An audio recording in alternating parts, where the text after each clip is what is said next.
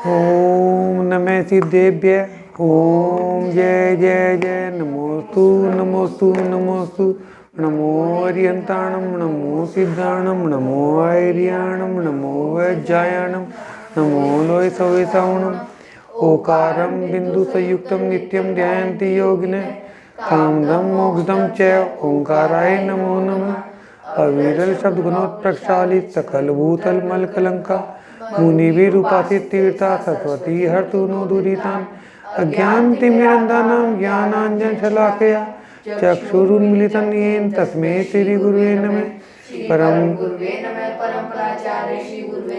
सकल कलुष विध्वंसकम श्वेतां परिवर्धकम तरम संबंधकम भव्य जीवन प्रतिबोधकारकमिदं शास्त्रम श्रीपदम प्राणाम ध्येयम् अस्य मूल ग्रंथ करता रहती सर्वज्ञ देवा तदुत्तर ग्रंथ करता रहती गंधर देवा प्रतिगंधर देवा तेषां अनुदितार माध्यम श्री रविसेन आचार्य विरचितम सर्वे श्रोता सावधानता सर्वन्तु। मंगलम भगवान वीरो मंगलम गौतमो गणि मंगलम पूर्ण पूर्णादेव जैन धर्मोस्तु मंगलम सर्वमंगल मांगल्यम सर्वकल्याणकारकम प्रधानम सर्वधर्माणां जैनम जयतु शासनम जैनम जयतु शासनम जैनम जयतु शासनम। 9 बजे तक चारों प्रकार का हरकत त्याग।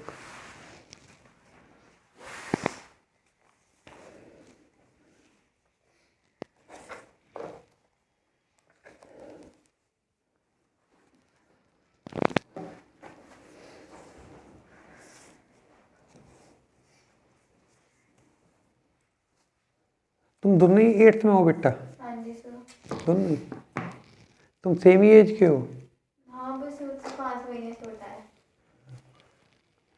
अच्छा बेटा, हमने कहाँ तक कर लिया था? तो ये बताया गया था कि लक्ष्मण जी को जो रोक लिया था, नहीं तो सुग्रीव के साथ वे कुछ कर सकते थे, लेकिन सुग्रीव को उन्होंने अपना वचन याद दिलवा दिया। तो बिल्कुल ऐसे ही किया था जैसे कि मुनि ने उसके पुत्र को रोक दिया था, ठीक है ना। वो पूरी की पूरी कहानी आई थी। उसके बाद वो हो गया था। उसके बाद उसने सब कुछ बता दिया था। हाँ हाँ, उनके पूर्व जन्म के जानकारी आ गई है ना। वह तो मूर्खता कर ही रहा था, पर आप पुरुषोत्तम होकर भी वैसा ही कर रहे थे। वह अपनी पत्रमयी मयूर विनय दत्त राजकुमार से किससे थोड़ा सा देखना पड़ेगा ना, दिमाग से निकल गया।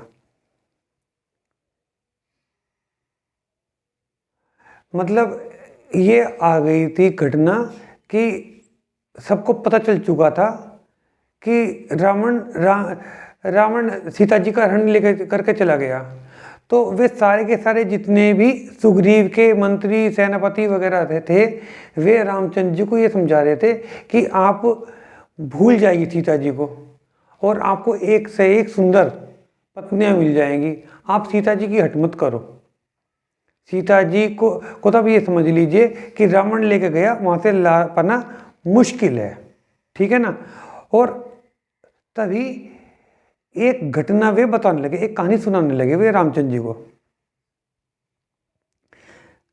रामचंद्र जी को घटना बता रहे विद्याधर, बता रहे हैं कि वेणातर ग्राम में सर रुचि नाम का गृहस्थ अपने पुत्र विनय दत्त तथा पत्नी गुणपूर्णा के साथ रहता था।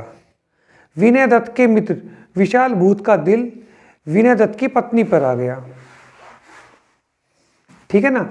स्त्री के बहकावे में आकर विशाल भूत विनय दत्त को एक सघन जंगल में लेकर चला गया, जिसकी पत्नी को पसंद करने लगा था, है ना।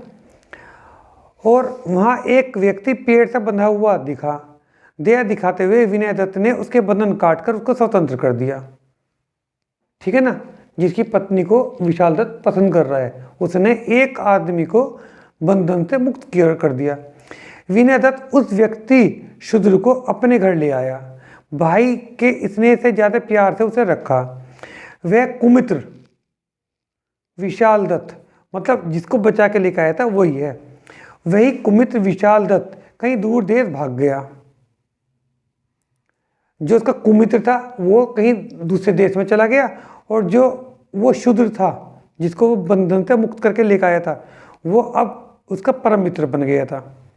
एक दिन शूद्र का खेलने का पत्रमयी मयूर हवा में उड़कर राजपुत्र के पास पहुंच गया। कोई कागज का मोर वोर बना रखा होगा, वो उड़कर राजपुत्र के पास पहुंच गया। राजपुत्र उसे लेकर राजमहल में चला गया और शूद्र महादुखी हो गया। उसे विनय दत्त ने समझाने का प्रयत्न किया कि उसे तो राजपुत्र ने अपने पास रख लिया है, अब वापस नहीं मिल सकता। राजकुमार के पास आ गया वो मयूर, अब तुम्हें वापस नहीं मिल सकता। मैं तुम्हारे लिए रत्नों का मयूर या फिर जीवित मयूर, मयूर का मतलब पता क्या है? मोर, या जीवित मोर ले आऊंगा। पर शूद्र नहीं माना, वह बार बार उसी पत्रमयी मयूर को ही मांगता रहा। पत्रमयी का मतलब मैं समझता हूँ कागज का होगा, है ना। वह तो मूर्खता कर ही रहा था, पर आप तो अच्छा, अब रामचंद्र जी को बता रहे कि वो तो मूर्खता कर ही रहा था कि राजकुमार से वापस कागज का मोड़ लाने की कोशिश कर रहा है, पर आप तो पुरुषोत्तम हो, आप भी वैसे ही कर रहे हो कि सीता जी को वापस ले आओ। अब रावण के पास चले गए, कैसे वापस आएगी? वह पत्रमयी मयूर विनय दत्त राजकुमार से कैसे ला के दे सकता था?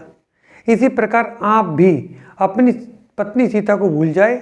आपके लिए यही ज़्यादा उचित है कि आप विद्याधरों की अनेक कन्याओं, जिनका रंग स्वर्ण के समान श्वेत और आरक्त है,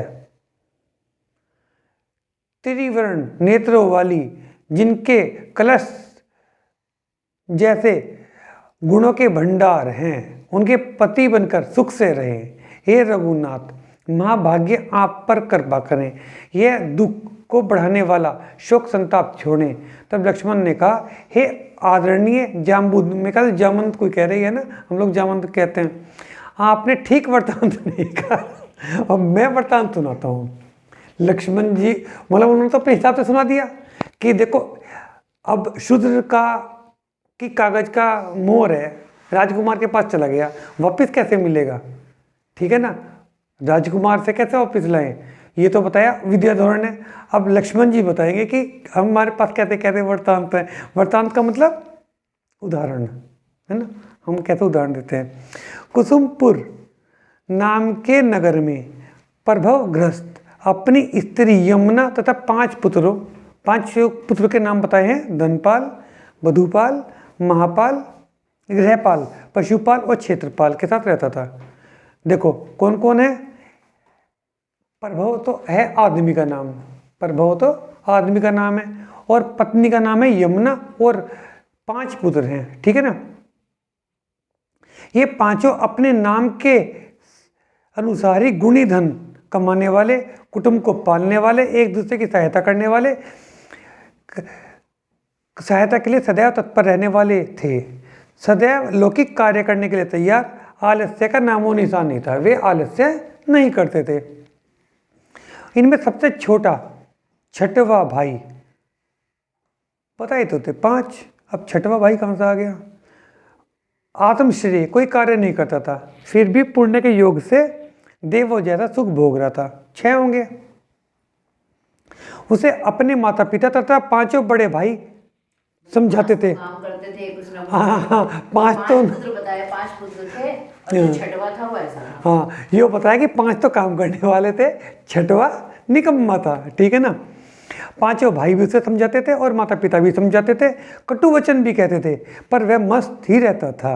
एक दिन वह नगर से बाहर घूम रहा था, अचानक उसे कोई शारीरिक कष्ट ने घेर लिया।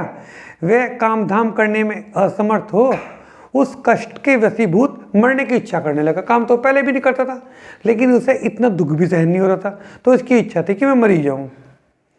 उसी समय पुण्य उदय से राजकुमार भी वहाँ पर आया और कहने लगा, हे मानव, मैं पृथु स्थान नगर के राजा का पुत्र भानुकुमार हूँ। देशांतर भ्रमण के दौरान मैंने अनेक देश देखे, पृथ्वी पर घूमते घूमते देवयोग से कर्मपुर गया था।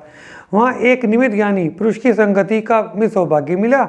उसने मुझे दुखी जानकर यह मंत्रमयी लोहे का कड़ा दिया और बताया कि यह सारे रोगों का नाश कर सकता है, बुद्धिवर्धक है, ग्रह सर्प पिशाच आदि को वश में करने वाला है, अनेक गुण हैं। अब मैं वापस अपने नगर में जा रहा हूँ, मुझे वहाँ जाकर राज्य करना है। अब इस कड़े का मेरे लिए कोई उपयोग नहीं है। राजकुमार ने ये बताया कि मैं सारे दुनिया में घूम रहा था, तो मुझे एक ऐसा कड़ा मिला जो सर्प के या किसी तरह के विष को, दुख को दूर करने में सक्षम है। मुझे तो अब राजकाज करना है, मुझे मेरे ये काम का कड़ा है नहीं, ये कड़ा तुम रख लो। वो दुखी था ही, वो मरने को तैयार था अपने कष्ट के कारण।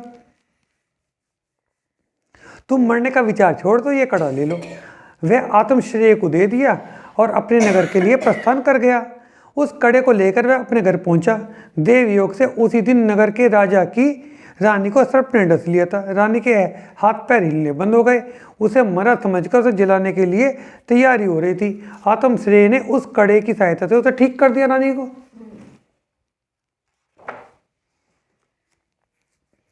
राजा ने उसे बहुत धन सम्मान दिया और घर में आत्मश्रेय मुख्य हो गया। अभी तक तो वो बिल्कुल निकम्मा था, अब राजा ने भी उसका सम्मान कर दिया तो वो अब घर का मुखिया हो गया।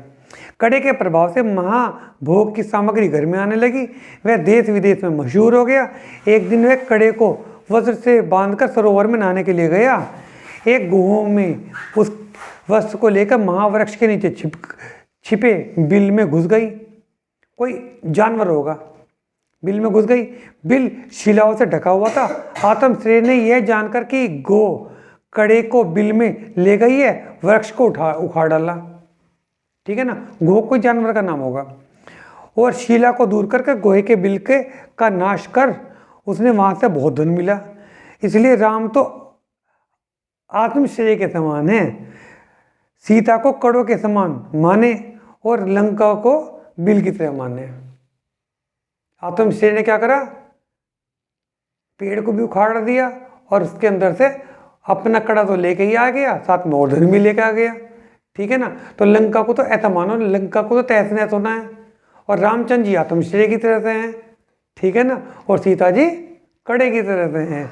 ठीक है ना, ये बताया लक्ष्मण जी ने। रावण को गो की तरह माने।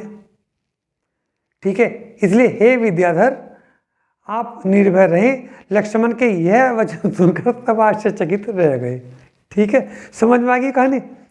तो अब सबके सब इस मामले में अब तय करेंगे कि कैसे वे लंका पर चढ़ाई करें। जाम्बुनंद विद्याधर ने राम से कहा, हे देव, एक बार रावण के अनंत विजय केवली से अपने मृत्यु के कारण जानना चाहा तो केवली ने कहा, जो कोटिशिला को अपने हाथ से उठाने में समर्थ होगा वही तुम्हें मारने में समर्थ होगा। रावण ने अनंत विजय स्वामी के उसमें कहते हैं ना, जब सारे की सारी दुनिया में घूम रहे थे, ठीक है ना, तुम तो मेरे ख्याल से उस दौरान आ नहीं रही थी, है ना। तो ये वाला घटना तो आई नहीं कि उन्होंने अपने मृत्यु का कारण पूछा हो। वहाँ पर तो उन्होंने बस हमें तो ये पढ़ा था कि उन्होंने एक वचन ये लिया था कि मैं जो स्त्री मेरा वर्ण नहीं करेगी मैं उसका वर्ण नहीं करूँगा, है ना, यही सुना था। लेकिन उन्होंने ये जामन ने ये बताया कि उन्होंने ये पूछा कि है ना मुझको कौन मार पाएगा, तो इन्होंने ये बताया कि कोटिशिला को जो हाथ में उठा लेगा वही आपका वध कर पाएगा। ठीक है ना, तो जाम्बुनंद तो तब लक्ष्मण ने कहा मुझे तुरंत ही वहां ले चलो। तब सब विद्याधर प्रमाद यानी कि आलस को छोड़कर वहां चल दिए। जाम्बुनंद महाबुद्धि सुग्रीव उनके बता रहे हैं, जो सामंत हैं उनके नाम बता रहे हैं कि कौन कौन साथ में गया। सुग्रीव, विराधित, अक्रमाली, नल नील। नल नील तो मोक्ष गए। विख्यात विद्याधर ने राम लक्ष्मण को विमान में बैठाया और प्रस्थान किया। शीघ्र ही वे गंतव्य स्थान पर पहुंच गए। गंतव्य का मतलब जहां पर हम उन्हें जाना था, पहुंच गए। अंधेरी रात थी। वे सब शिला के पास जाकर उतरे। महामनोहर शिला सुर नर असुर सभी के नमस्कार करने योग्य है। ये इसमें भी आता है कोटि शिला मुनि कोटि परमाण वंदो करो जोड़ जुगपान। ठीक है ना, तो सिद्ध शिला है, सिद्ध शिला है। मेरे ख्याल से वहां पे जसरथ राजा के सुत कहे देश कलिंग 500 लहे, है ना। कोटि शिला मुनि कोटि परमाण वंदो करो वंदन करो जोड़ जुगपान। जुगपान का मतलब हाथ जोड़कर, है ना, नमस्कार करो। नल नील सारे विख्यात विद्याधर ने राम लक्ष्मण नमस्कार करने योग्य। उन्होंने सभी दिशाओं में सामंतों की सुरक्षा के हेतु खड़ा कर दिया। शीला के पास पहुंचकर सभी ने शीला को नमस्कार किया, पूजा अर्चनाएं की, 3 प्रदक्षिणाएं ली। सब विधि में प्रवीण लक्ष्मण विनम्र भाव से महाभक्ति भाव से स्तुति कर नमोकार मंत्र का जप करते हुए कमर कसकर तैयार हुए और सारे वानर वंशी विद्याधर जय जयकार शब्द का महास्तोत्र पढ़ने लगे। एकाग्रचित कर सिद्धों की स्तुति करने वाले जो भगवान सिद्ध त्रिलोक्य के महाशिखर महादिव्यमान है, वे सिद्ध स्वरूप मात्र सत्ता कर अविनिश्वर हैं, जिनका फिर जन्म नहीं होता। सब के सब ये सिद्धों की गुण बता रहे हैं। सिद्धों का गुण क्या है? सारे कर्म कट चुके हैं और दोबारा जन्म नहीं होना है। तो सिद्धों को नमस्कार कर रहे हैं ना। अनंत विजय के साथ स्वभाव में लीन समस्त कर्म रहित संसार समुद्र के पारगामी सिद्धि है ना। संसार समुद्र को किसने पार किया? सिद्धों ने पार किया। कल्याण मूर्ति आनंद पिंड केवल ज्ञान केवल दर्शन आधार पुरुषाकार। पुरुषाकार का मतलब है देखने में तो आकृति पुरुष की है, उनका तो शरीर है ही नहीं, आंख नाक नहीं है उनके, पुरुष की आकृति बस। जैसे तुमने सिद्धों की प्रतिमाएं कौन से इसमें देखी है? कौन सी वेदी में है? वो देवीनाथ पद्म प्रभु भगवान की उसमें है वेदी में। पद्म प्रभु भगवान की वेदी में है ना, और पद्म प्रभु भगवान के बराबर में ही है ना सिद्ध प्रतिमा, है ना। तो क्या बताया? पुरुषाकार परम सूक्ष्म अमूर्ति। अमूर्ति क्यों? मूर्ति नहीं है उसके अंदर कोई पुद्गल तो है नहीं, मूर्ति नहीं है, अमूर्त है ना। अगुरु लघु असंख्यात परदेसी अनंत गुण रूप सभी को एक ही समय में जानने देखने समझने वाले सब सिद्ध समान कृतकृत्य। कृतकृत्य का मतलब क्या बताया था? जो कुछ करना था सब कुछ कर चुके, तपस्या कर चुके, कर्म काट चुके, यही करना था। ज्यादा मत हिलो, तुम हिलन लग रहा है। अच्छा, सर्वता शून्य भाव शुद्ध भाव सर्वद्रव्य सर्वश्रेष्ठ सर्वकाल सर्वभाव के ज्ञाता निरंजन आत्मज्ञान स्वरूप पुसाए के सारे गुण किसके हैं? सिद्धों के, है ना। शुक्ल ध्यान अग्नि कर अष्टकर्म वन को भस्म करने वाले महाप्रकाश रूप प्रताप के पुंज, जिनकी इंद्र धर्णेन्द्र चक्रवर्ती पृथ्वी के नाथ चक्रवर्ती सब सेवा करें, माँ स्तुति करें। वह भगवान के प्रपंच से रहित अपने आनंद स्वभाव चिन्मयी अनंत सिद्ध हुए हैं और अनंत ही होंगे। अनंत तो हो चुके, अनंत ही होंगे।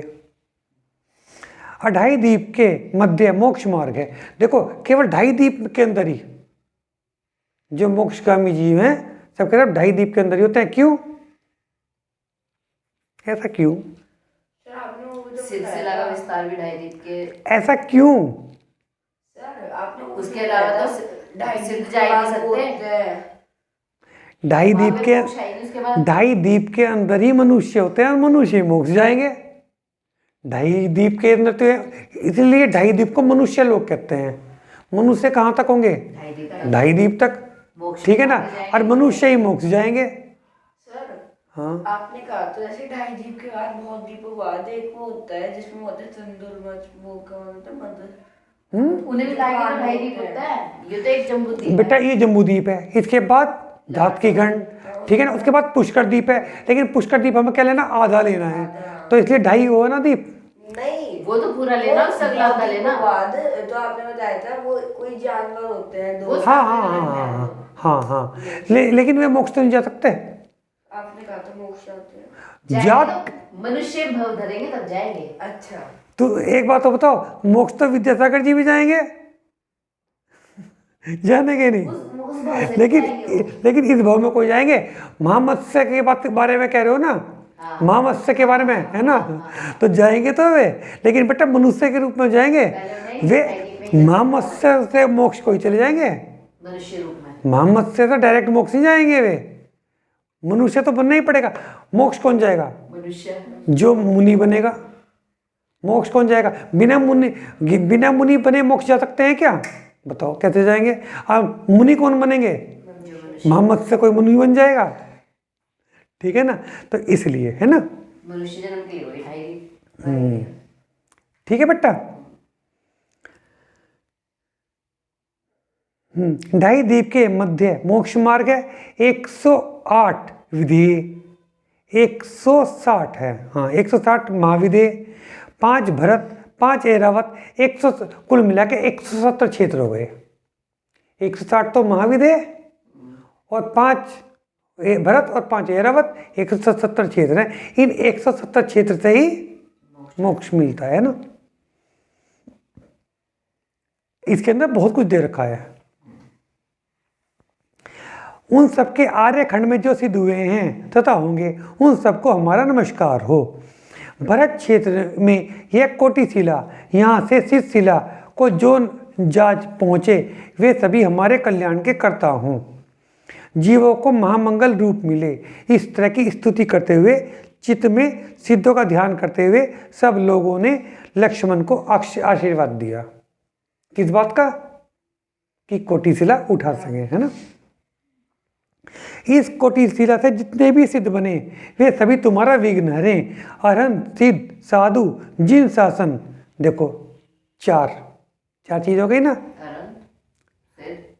हम क्या कहते हैं? चितारी मंगलम, अनंत मंगलम, सिद्ध मंगलम, साहू मंगलम, केवली पंतो धमो मंगलम।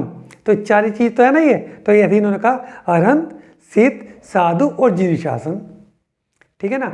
ये सभी तुम्हारे मंगल के करता रहे। चित्तारी मंगलम, 4 मंगल है। ये सब यही प्रार्थना करने लगे। लक्ष्मण ने सिद्धों का ध्यान किया, पहले पैरों के दम से, फिर खड़े होकर हाथों की ताकत से कोटि शिला को उठाते चले गए। दोनों भुजाओं के ऊपर वे कोटि शिला को लक्ष्मण ने उठा ली। देव आकाश से जय जयकार करने लगे। वानर वंशी विद्याधर आश्चर्यचकित होने लगे। कोटि शिला की यात्रा करके बहुत से विद्याधर समेत शिखर की वंदना के लिए चले गए तथा कुछ ने तो कैलाश पर्वत पर जाकर भरत क्षेत्र के सारे तीर्थों की वंदना की। फिर सब राम लक्ष्मण को विमानों में बिठाकर वापस किष्किंधापुर पहुंच गए।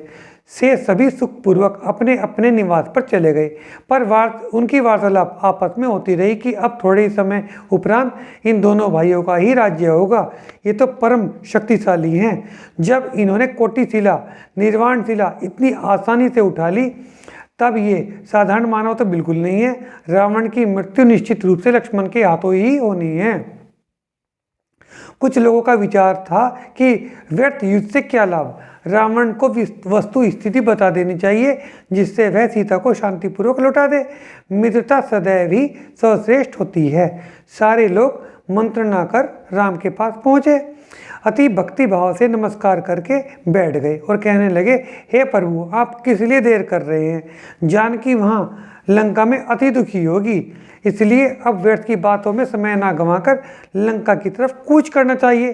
तब जाम्बूनंद ने राम से पूछा, हे देव, हमारी तरफ से कोई कमजोरी नहीं है, परंतु यह निश्चित ही है सिर्फ सीता जी को ही छुड़ाना है, फिर युद्ध कर दुश्मन को सबक भी सिखाना है। यह होने वाला युद्ध कोई साधारण युद्ध नहीं होगा। विजय प्राप्त करना आसान काम नहीं होगा।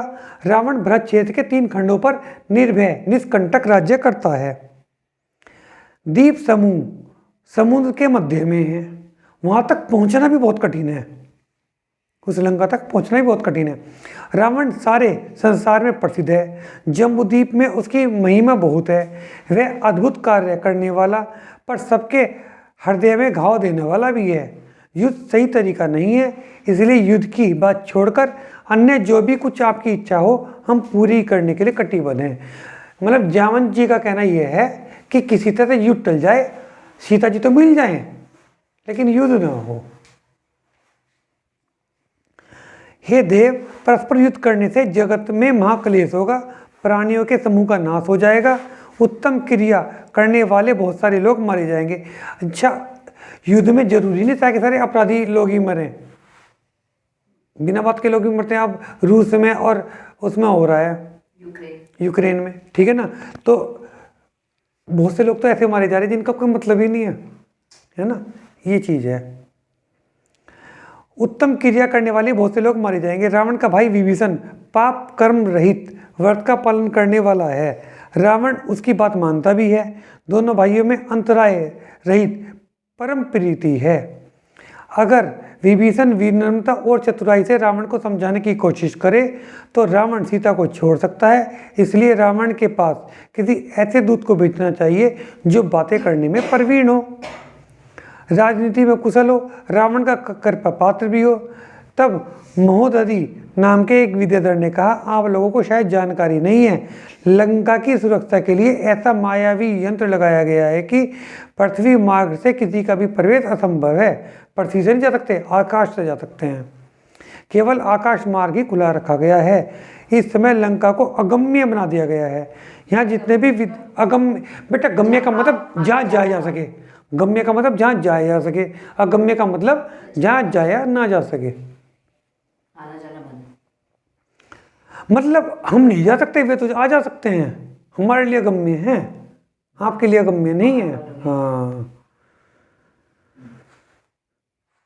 यहाँ सभी विद्याधर उपस्थित हैं, उसमें से किसी की भी सामर्थ्य नहीं है, इसलिए हम पवनजय के पुत्र हनुमान, अच्छा हनुमान जी का नाम श्रीशैल भी था, श्रीशैल को परखना चाहिए।